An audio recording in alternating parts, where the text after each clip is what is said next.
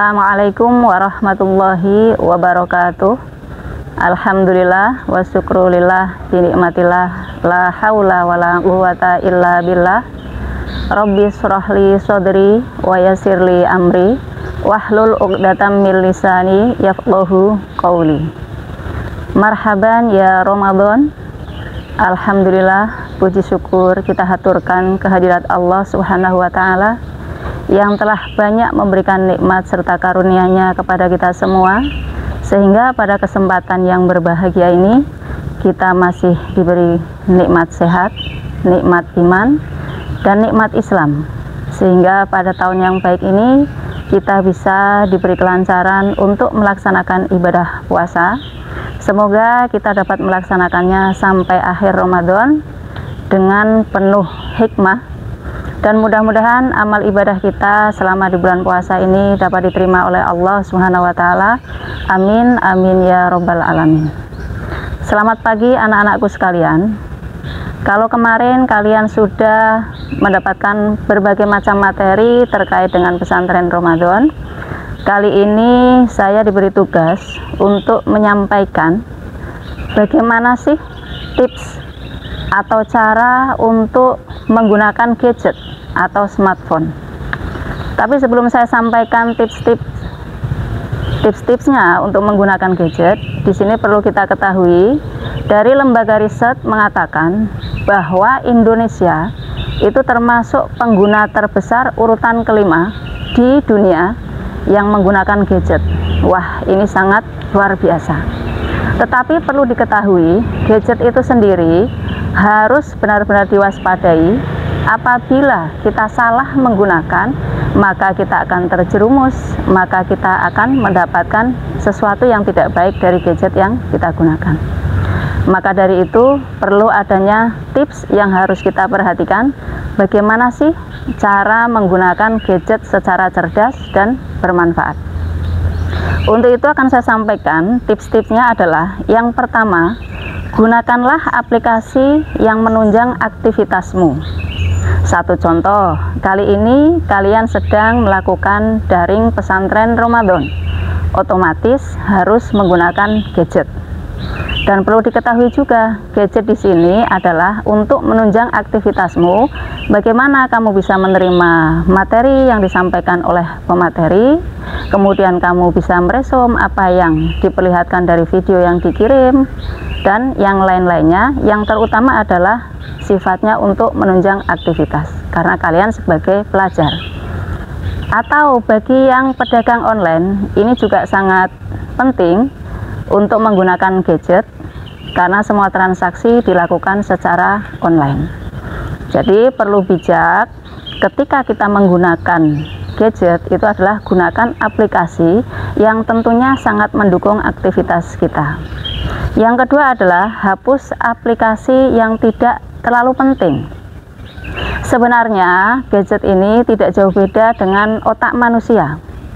Kalau misalkan gadget kita penuh dengan aplikasi yang tidak penting, otomatis gadget itu akan lowbat atau error. Sama dengan otak kita. Ketika otak-otak kita selalu dijejali dengan hal-hal yang tidak penting, maka akan memenuhi otak kita. Apalagi otak kita selalu berpikir yang negatif, maka yang datang juga yang negatif. Maka dari itu, penuhilah otak kita dengan positive thinking atau hal-hal yang positif, karena sesuatu yang positif akan berbalik positif juga kepada kita. Begitu juga fitur atau aplikasi yang dalam HP itu harus diisi dengan aplikasi yang bermanfaat dan yang dibutuhkan. Jangan sampai yang tidak penting kalian gunakan. Kemudian yang ketiga, gunakan ketika kamu sedang membutuhkan. Jadi jangan sampai kita dikendalikan oleh HP. Bahkan 24 jam kita full non-stop menggunakan HP. Ini adalah sesuatu yang tidak baik. Jadi nanti akan membuat kita malas untuk melakukan kegiatan-kegiatan yang lain, karena selalu bergelut dengan gadget atau smartphone.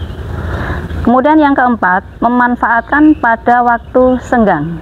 Jadi istilahnya adalah untuk hiburan atau healing. ya. Jadi jangan sampai terus-menerus, karena masih ada kegiatan-kegiatan yang lain yang harus kita lakukan tanpa menggunakan gadget atau smartphone. Selanjutnya adalah gadget itu digunakan untuk berbagi. Nah, dalam untuk berbagi ini sebaiknya perlu kita waspadai. Karena apa? Antara jari, antara otak dengan hati itu harus sinkron. Jangan sampai jari kita mengetik, kemudian pikiran dan hati kita tidak sinkron, maka apa yang kita bagi bisa saja menjadikan orang lain tersinggung atau orang lain merasa sakit hati dengan postingan yang kita buat. Selanjutnya adalah tinggalkan smartphone sebelum tidur. Ya, kadang-kadang tanpa kita sadari hampir 24 jam kita menggunakan smartphone. Mau tidur saja kita masih menggunakan handphone. Dari sini maka waktu istirahat kita akan tersita dengan hal-hal yang sia-sia, sehingga aturan tidur itu tidak akan teratur.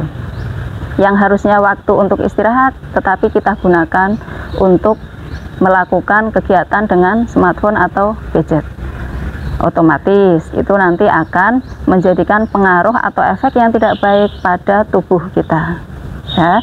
Terus kemudian ingatlah bahwa smartphone itu adalah hanya alat, jadi sarana untuk menunjang aktivitas yang sekiranya kita perlukan atau yang penting menurut kita. Tetapi saat kita tidak penting, maka tinggalkanlah smartphone itu atau gadget itu. Maka kita akan menggunakan atau melaksanakan kegiatan-kegiatan tanpa smartphone, itu juga akan lebih menyehatkan badan kita. Itu terkait dengan tips-tips bagaimana cara menggunakan gadget yang cerdas, terutama di bulan Ramadan. Tetapi sebenarnya tidak terbatas hanya pada bulan Ramadan. Yang ingin saya katakan adalah bahwa setiap detik selain bulan Ramadan pun kita tetap menggunakan gadget. Maka bagaimana cara kita mengelola agar gadget itu bisa bermanfaat untuk kita, agar gadget itu bisa memberikan hal-hal yang positif kepada kita. Jangan sampai kita dikendalikan gadget, tetapi kitalah yang harus mengendalikan gadget. Nah, untuk itu perlu diketahui anak-anakku sekalian, bahwasanya ketika kita bermedsos atau menggunakan media sosial, butuh adanya etika. Baik etika secara umum atau etika yang diatur dalam agama kita, yaitu agama Islam. Di sini akan saya sampaikan etika media sosial saat memosting. Pada intinya, ketika kita memosting sesuatu di media sosial, itu adalah kita secara tidak langsung memberikan informasi, baik secara tulisan maupun gambar atau video yang akan disampaikan kepada orang lain, dan orang lain akan menerima apa yang kita kirimkan. Maka dari itu perlu rasanya atau kiranya saya sampaikan bahwa yang namanya tulisan, video atau gambar yang kita kirimkan itu juga termasuk catatan amal dari apa yang kita lakukan. Perlu diingat, di sini Allah berfirman dalam surah Al-Infitor ayat 10 sampai 12, wa inna alaikum lahafidhin kiraman katibin ya'lamuna ma taf'alun. Padahal sesungguhnya bagi kamu ada malaikat yang mengawasi pekerjaanmu yang mulia di sisi Allah dan mencatat pekerjaan-pekerjaanmu.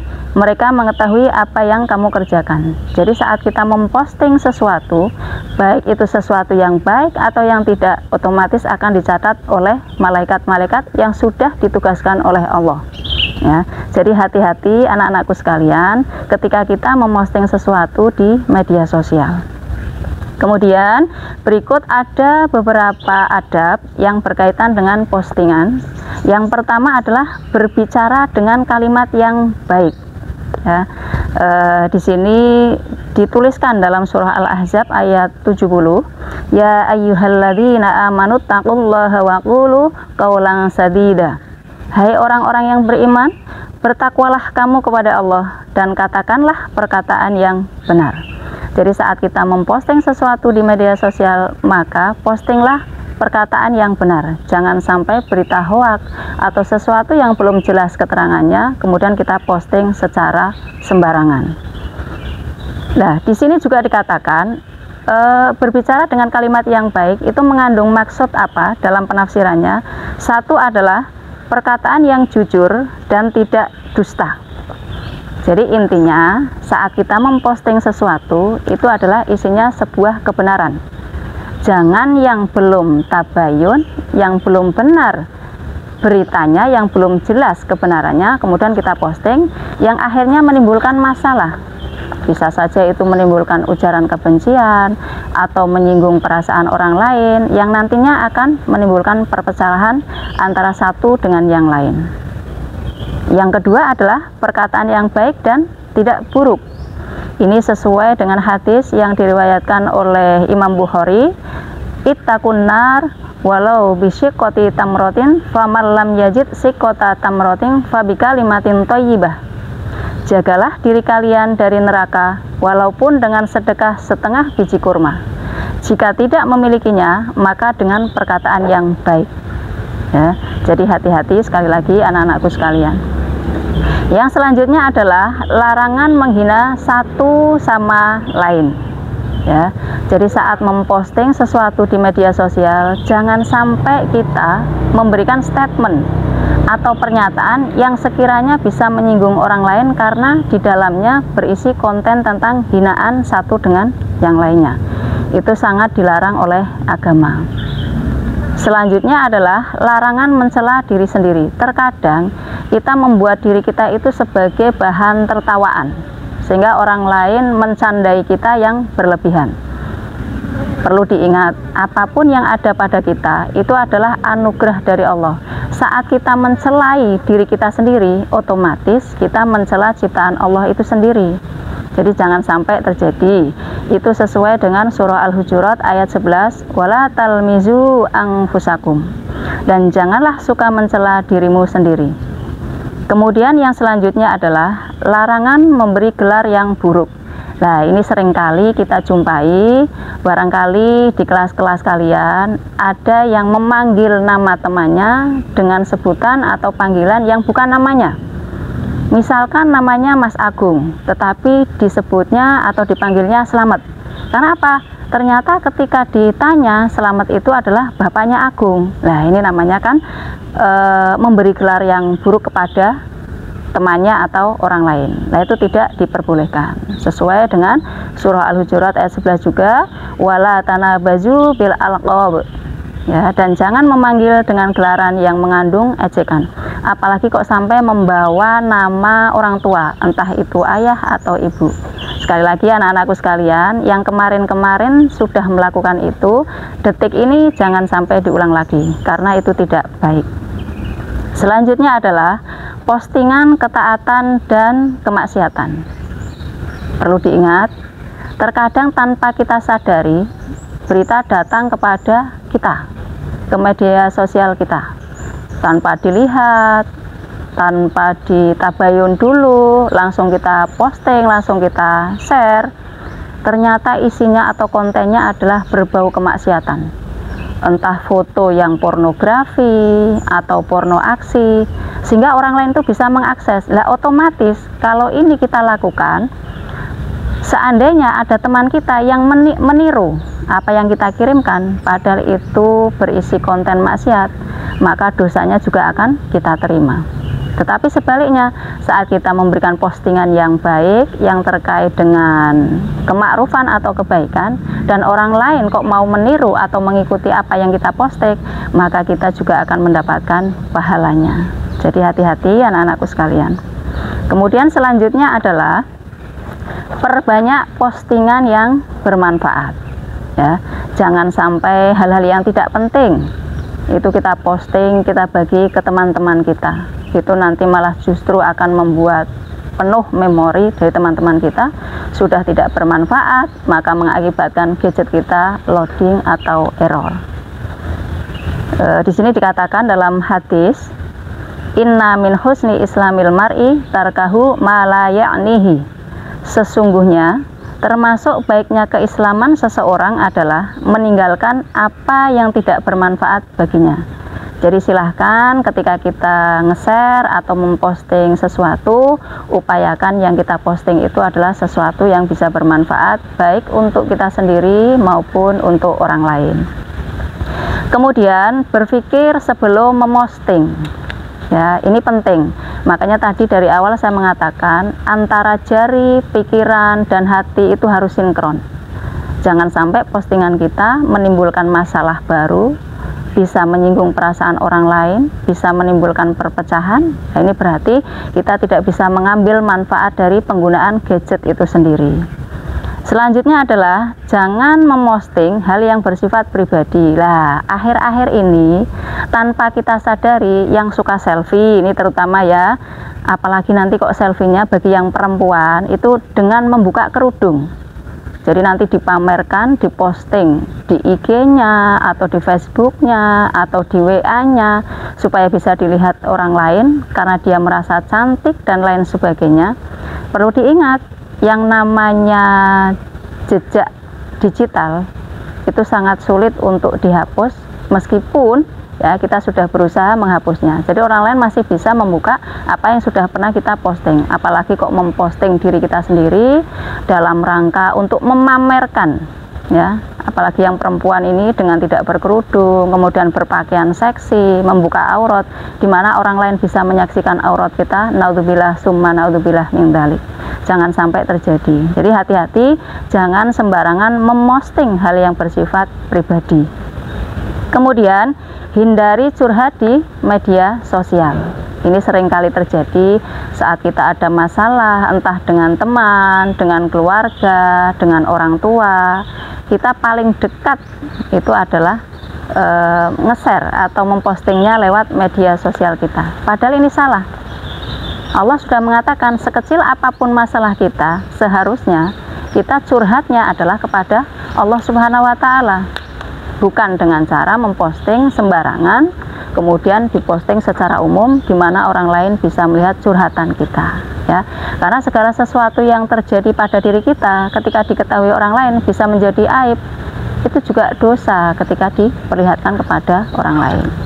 Maka sekecil apapun masalah kita, hendaknya curhatnya adalah kepada Allah Subhanahu wa Ta'ala, bukan di media sosial yang diumbar sehingga orang lain nanti akan mengetahui ya.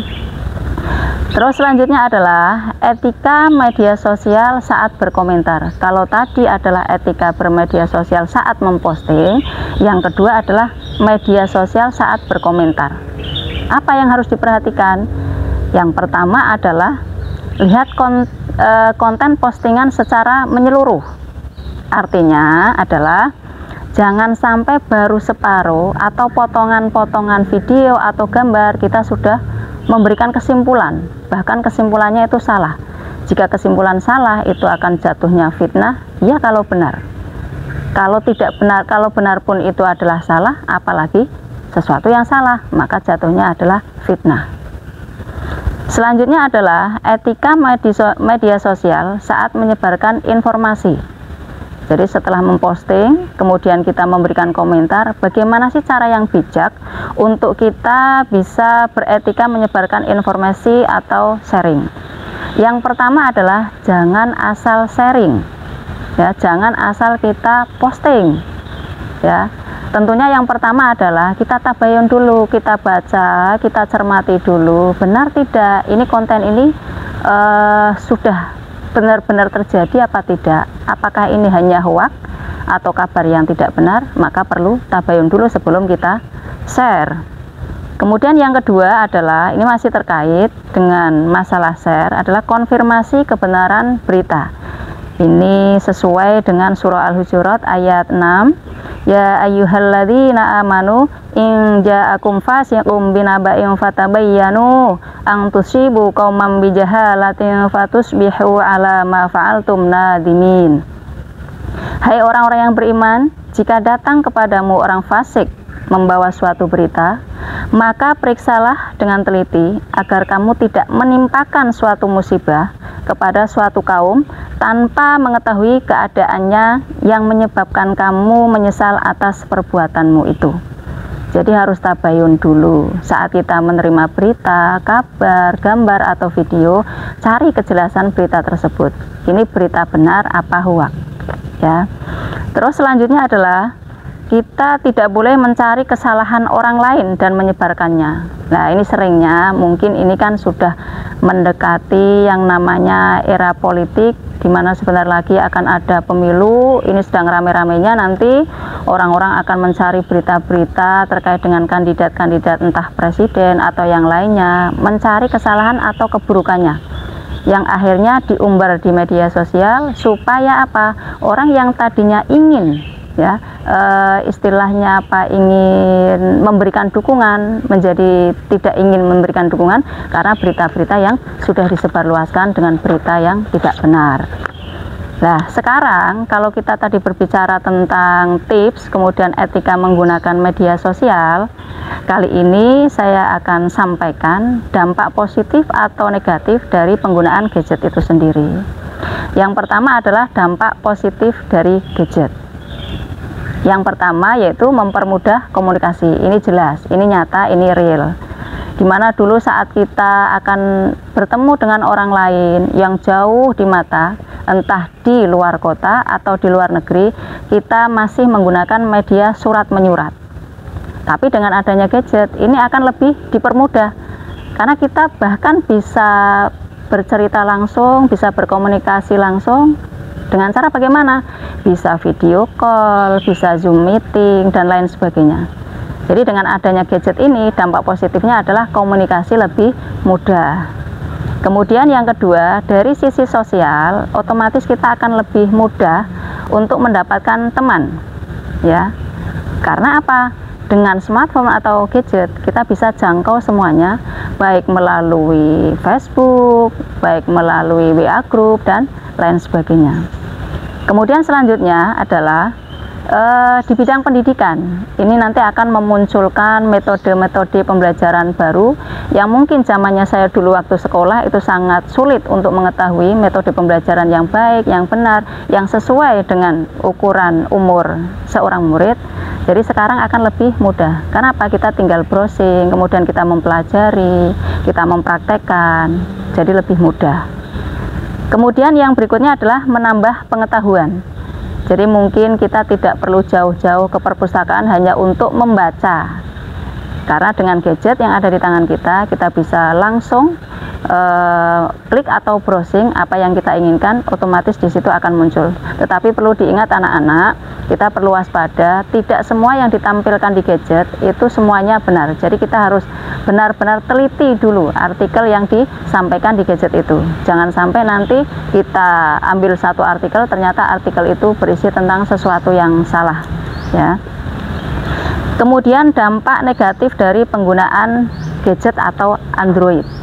Ya, ini terutama biasanya banyak sekarang wanita-wanita karir di mana mereka sudah mulai sibuk meninggalkan rumah, meninggalkan anak-anak mereka yang seharusnya adalah tugas bagi seorang ibu untuk selalu mendampingi.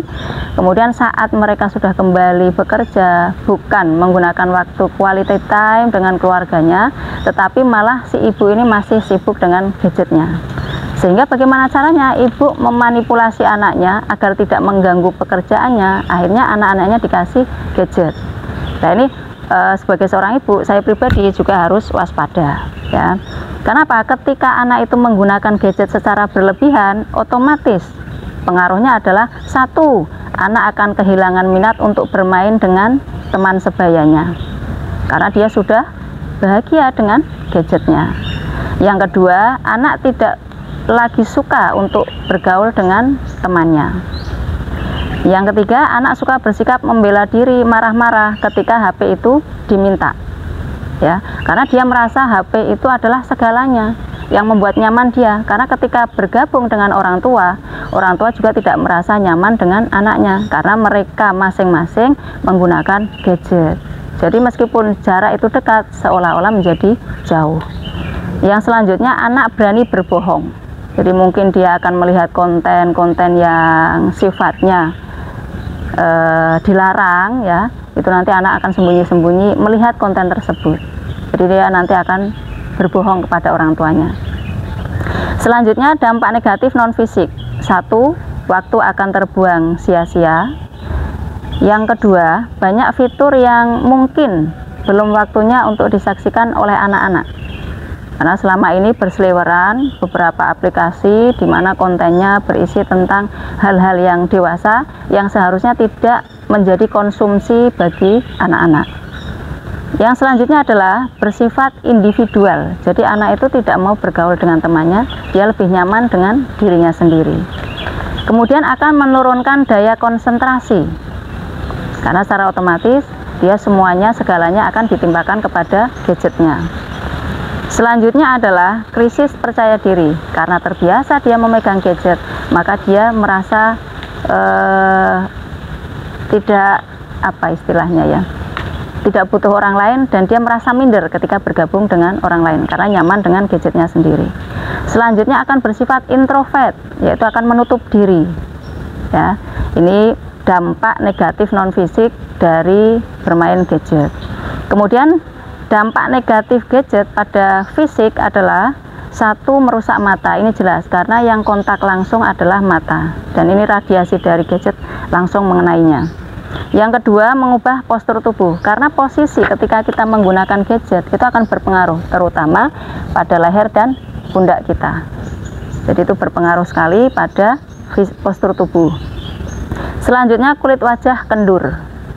Nah, yang keempat, mengganggu pendengaran. Apalagi seringnya ketika kita mendengarkan ya konten yang ada di gadget itu dengan headset, apalagi dengan suara yang keras. Ini sangat berbahaya. Kemudian selanjutnya adalah perkembangan otak terganggu, di mana di situ ada hormon yang sangat menentukan, yaitu hormon dopamin, di mana itu sangat berpengaruh untuk mengurangi penurunan daya nalar. Apalagi kalau tontonan atau konten itu berisi pornografi, otomatis akan memperkecil ukuran otak kita. Ini kan bahaya sekali. Itu pun sudah dibuktikan dalam salah satu kitab kuning, diantaranya adalah di kitab Fathul Qorib, di mana ketika kita sering menonton hal-hal yang bersifat porno aksi atau pornografi, otomatis akan membuat otak kita semakin mengecil. Kemudian yang terakhir adalah radiasi gelombang elektromagnetik, di mana yang ditimbulkan banyak sekali penyakit-penyakitnya, diantaranya adalah kanker otak, kemudian adalah saraf kita juga terganggu, macam-macam yang ditimbulkan. Ya, anak-anakku sekalian, mungkin itu yang bisa saya sampaikan pada pertemuan kali ini. Mudah-mudahan bisa bermanfaat, dan sekali lagi kita harus bisa menggunakan gadget secara cerdas dan bermanfaat. Saya akhiri, wassalamualaikum warahmatullahi wabarakatuh.